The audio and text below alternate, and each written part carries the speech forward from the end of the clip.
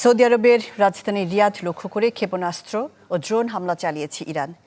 এগুলো ভূপাতিত করার দাবি করেছে সৌদি আরব। হামলা হয়েছে কুয়েত ও সংযুক্ত আরব আমিরাতেও। মধ্যপ্রাচ্যের জনগণকে মার্কিন স্থাপনার আশপাশ এড়িয়ে চলার আহ্বান জানিয়েছে ইরানের রেভলিউশনারি গার্ড। এদিকে হরমুজ প্রণালী খুলে দেওয়ার সময়সীমা আরও 10 দিন বাড়িয়েছেন মার্কিন প্রেসিডেন্ট ডোনাল্ড ট্রাম্প।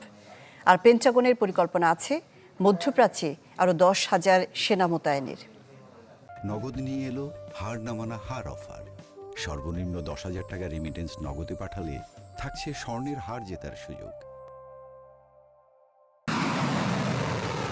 যুদ্ধ প্রায় 1 মাসে গড়াতে চলল, কিন্তু ইরানের প্রতিশোধ স্পৃহা কমার কোনো লক্ষণ নেই। তেহরানের ক্ষেপণাস্ত্র ড্রোন হামলায় ঘুম কেড়ে নিয়েছে উপসাগরীয় দেশগুলোর।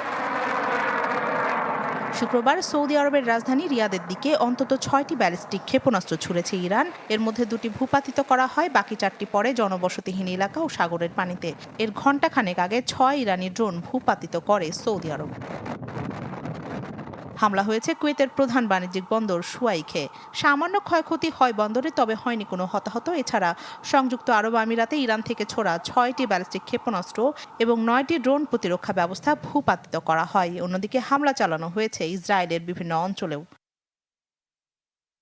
মার্কিন যুক্তরাষ্ট্র ইসরায়েলের হামলা শুরুর পর ইরানে 1900-র বেশি মানুষ নিহত হয়েছে, আহত অন্তত 20,000।